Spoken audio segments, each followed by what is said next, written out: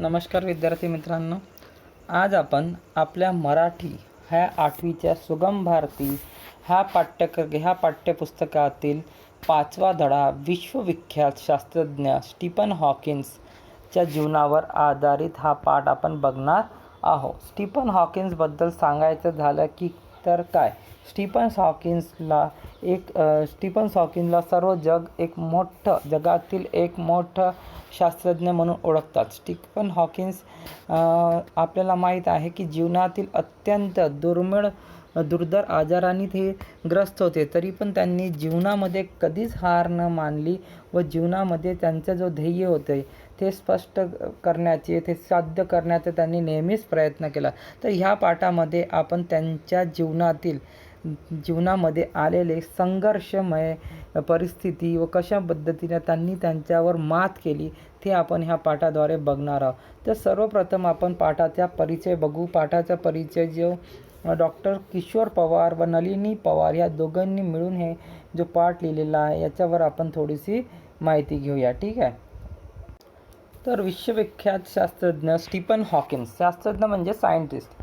कोण होते? Stephen Hawkins. Stephen हॉकिन्सबद्दल आपण या पाठामध्ये आता माहिती. विश्वविख्यात म्हणजे सर्व वर्ल्डमध्ये असं प्रसिद्ध असलेले, सगळं वर्ल्ड त्यांना जाणणारे, सर्व जगांना त्याच्याबद्दल माहिती असणारे हे असे एक शास्त्रज्ञ होते. तर हा जो पाठ आहे तो डॉक्टर किशोर पवार ज्यांचा जन्म 1951 व नलिनी पवार ज्यांचा जन्म 1956 झाला आहे.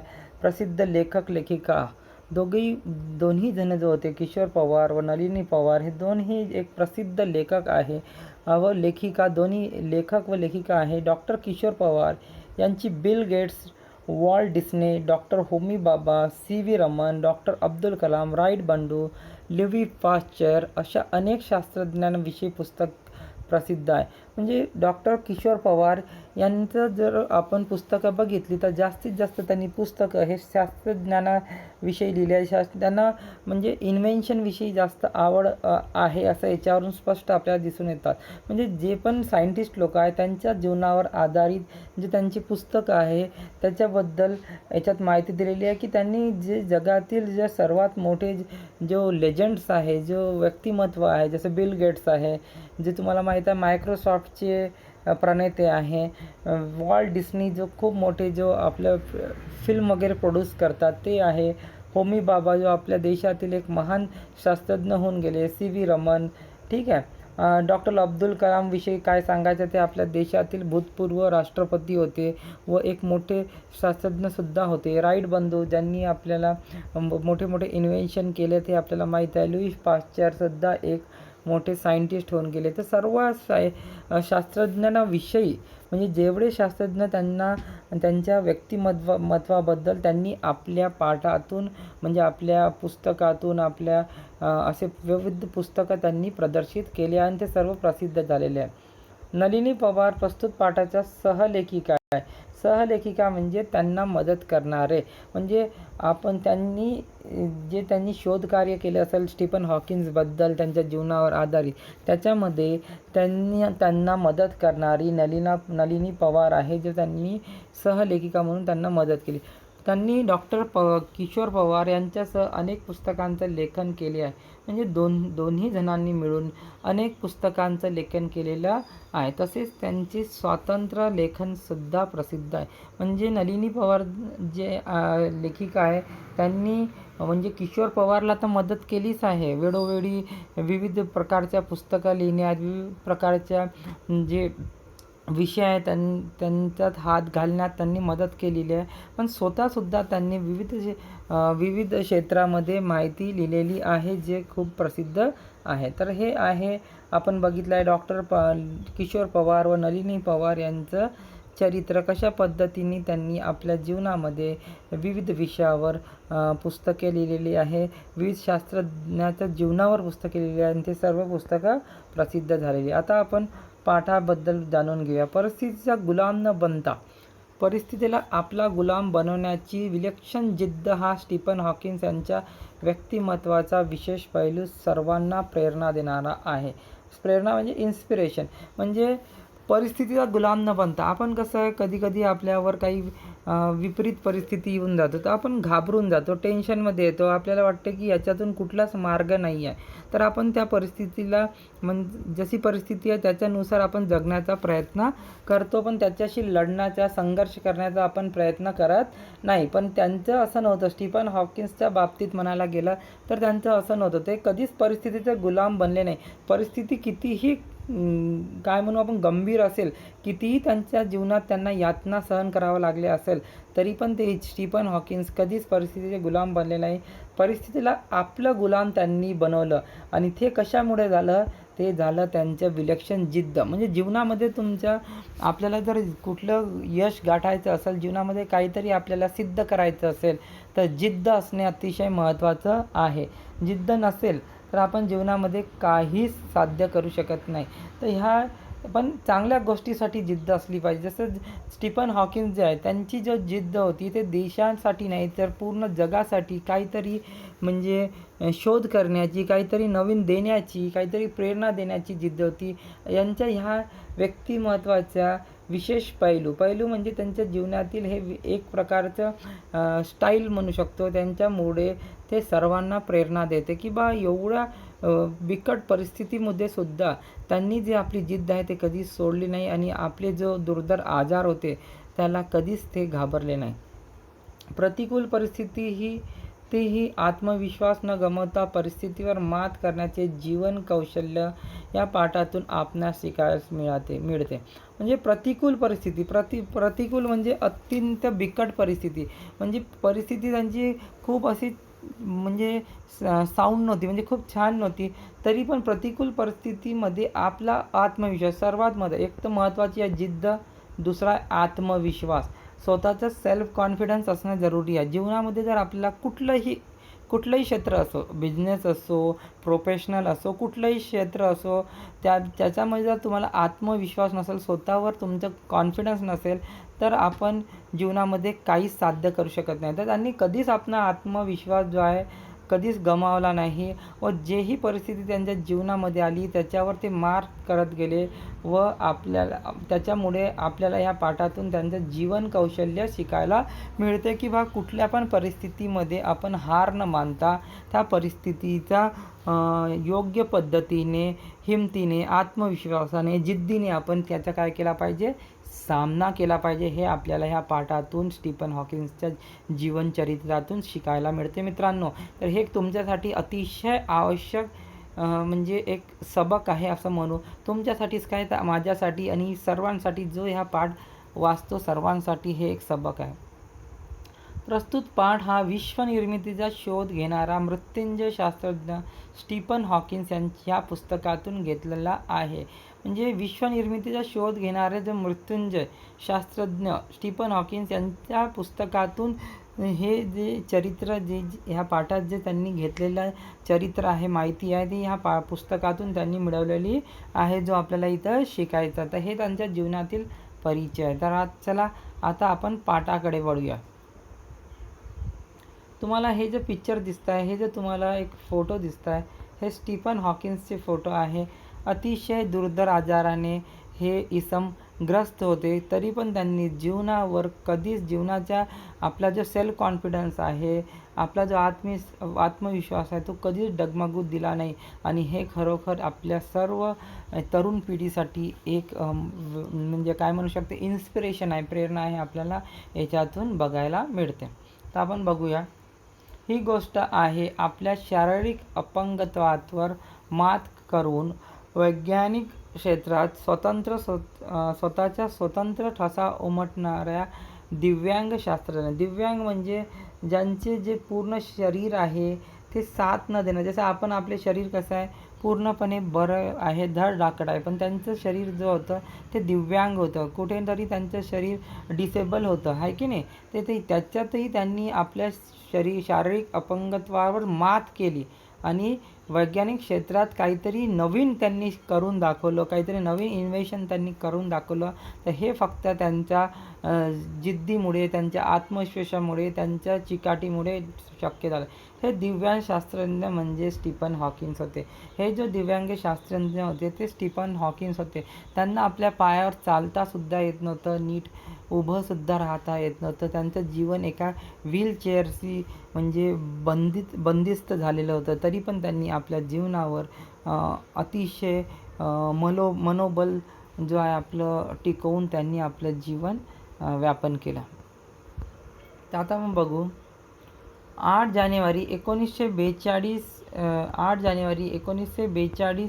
रोजी स्टीफन विल्यम हॉकिन्स यांचा जन्म इंग्लंडमधील ऑक्सफर्ड येथे झाला. इंग्लंड जो देश आहे तिथील ऑक्सफर्ड शहरामध्ये त्यांचा जन्म 8 जानेवारी 1942 रोजी झाला आणि त्यांचं पूर्ण नाव होतं स्टीफन विल्यम्स हॉकिन्स, असं त्यांचं पूर्ण नाव होतं. लहानपणापासून त्यांना विज्ञान विषयाची विलक्षण आवड होती. म्हणजे तुम्ही बघितलं तर आपण लहानपणीपासून आपल्याला कुठल्या ना कुठल्या विषयाची गोष्टीची आवड असते. तसंच लहानपणापासून स्टीफन हॉकिन्सला सायन्स विषयाची अतिशय विलक्षण म्हणजे अद्भुत पद्धतीनं आवडती. खूप जास्त त्यांचा इंटरेस्ट जो होता तो विज्ञान विषयाकडे होता, त्यांचा कल विज्ञान विषयाकडे होता. रेडिओतून आवाज कसा येतो, घड्याळ टिकटिक आवाज का करते त्याबद्दल त्यांना कुतूहल वाटत असे आणि त्यामागील कारण शोधण्याचा ते प्रयत्न करत असे. म्हणजे लहानपणीपासूनच त्यांना म्हणजे त्यांची जो बुद्धी होती ते सामान्य नव्हती. सामान्य बुद्धी असणारा व्यक्ती कधीच एवढा विचार म्हणजे डीपमध्ये विचार करत नाही, तुम्हाला माहीत आहे. तर त्यांचं प्रत्येक गोष्टीकडे बघण्याचा जो दृष्टिकोन होता तो एक सायंटिफिक दृष्टिकोन होता. म्हणजे रेडिओचा आवाज कसा येतो, म्हणजे रेडिओ चालू आहे तर आपण रेडिओ रोज ऐकतो, पण कधी आपण हा विचार केला का? नाही. तर हा विचार फक्त असे जे म्हणजे खूप ठराविक किंवा खूप दुर्मिळ व्यक्तिमत्व असे करू शकतात ज्यांना जीवनामध्ये काहीतरी घडवून आणायचं असते. तर रेडिओमधून आवाज कसा येतो, घड्याळ टिकटिक का आवाज करते याच्याबद्दल त्यांच्यामध्ये कुतूहल वाटत असे त्यांना लहानपणी आणि त्याच्या मागील कारण शोधण्याचा ते नेहमी प्रयत्न करत असे. कारण की त्यांच्यामध्ये एक वृत्ती होती की आपण काहीतरी जीवनामध्ये शोधायचं आहे, जीवनामध्ये हे जो घडत आहे हे कशा पद्धतीनं घडत आहे, याचं मागील कारण काय हे ते शोधण्याचा नेहमी प्रयत्न करत असे. गणित आणि भौतिकशास्त्र हे विषय त्यांना मनापासून आवडत. म्हणजे जेव्हा ते शालेय शिक्षण घेत असे त्यावेळेस त्यांना गणित व भौतिकशास्त्र हे विषय अतिशय आवडीचे होते व ते मनापासून आपल्याला जे विषय आवडतात त्याच्यामध्ये आपण मनापासून अभ्यास करतो व काहीतरी नवीन घडवण्याचा आपण काय करतो प्रयत्न करत असतो. तसं त्यांचं होतं. अभ्यासाबरोबरच फुरसतीच्या वेळात बोटी वळवण्याचा त्यांचा छंद होता. म्हणजे अभ्यासाच्या व्यतिरिक्त फुरसतीच्या वेळेस बोटी म्हणजे तुम्हाला माहिती आहे नाव, त्याला वल्हवण्याचा त्यांना छंद होता. म्हणजे ते वल्हवणे म्हणजे एक साधन असते त्याच्याद्वारे आपण बोटीला काय करतो मागं पुढं करत असतो, त्या पाण्याला मागं ओढण्याचं काम करतो आणि बोट पुढे जायचं काम करते. तर बोटी वळवण्याचा त्यांना शौक होता. जेव्हा त्यांना फुरसत राहायची त्यावेळेस ते हे करायचे. शास्त्रज्ञ होण्याचे स्वप्न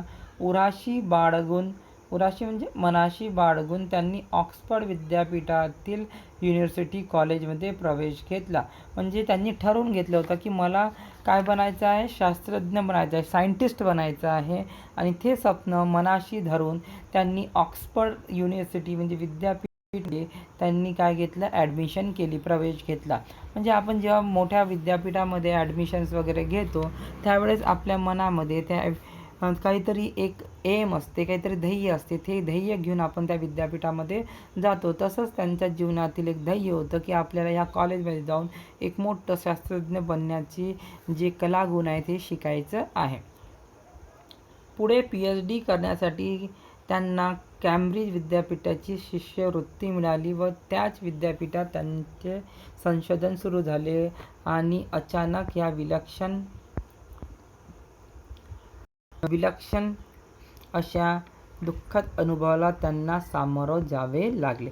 म्हणजे पुढं त्यांनी PhD करण्याचं ठरवलं. PhD करण्यासाठी त्यांना जो कॅम्ब्रिज विद्यापीठ आहे, युनिव्हर्सिटी आहे, अतिशय प्रसिद्ध विद्यापीठ आहे मित्रांनो. हे ऑक्सफर्ड विद्यापीठ, कॅम्ब्रिज विद्यापीठ हे जगातील सन्मानित मानांकित विद्यापीठ आहे, ज्यामध्ये जर आपल्याला शिकायचा जर चान्स भेटला तर आपण जगातील सर्वात असे म्हणजे काय म्हणू आपण भाग्यशाली व्यक्तिमत्व ठरू.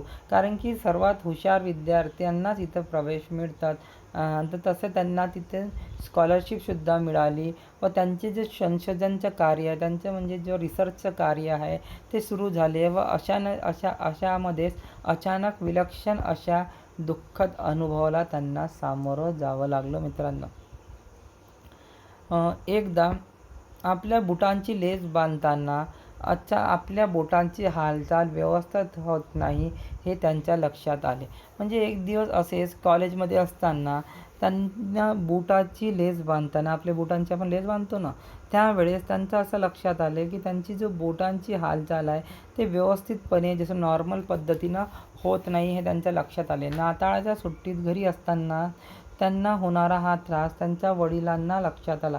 जेव्हा नाताळची सुट्टी होती म्हणजे क्रिसमसची जेव्हा सुट्ट्या होत्या त्यावेळेस ते जेव्हा घरी आले होते त्यावेळेस त्यांचा हा त्रास त्यांच्या वडिलांच्या लक्षात आला किंवा आपल्या मुलाला काहीतरी त्रास होत आहे, ज्याच्यामुळे तो अबनॉर्मल पद्धतीनं वागत आहे. म्हणजे दुसऱ्या पद्धतीनं वागत आहे, सामान्य पद्धतीनं तो वागत नाही आहे. अनेक शारीरिक तपासण्यानंतर त्यांचा मोटार न्यूरॉन ह्या रोगाचं निदान झाले. खूप त्यांच्यावर म्हणजे तपासण्या करण्यात आल्या आणि भरपूर तपासण्या केल्यानंतर डॉक्टरांनी सांगितलं की त्यांना मोटार न्यूरॉन हा म्हणजे रोग झालेला आहे.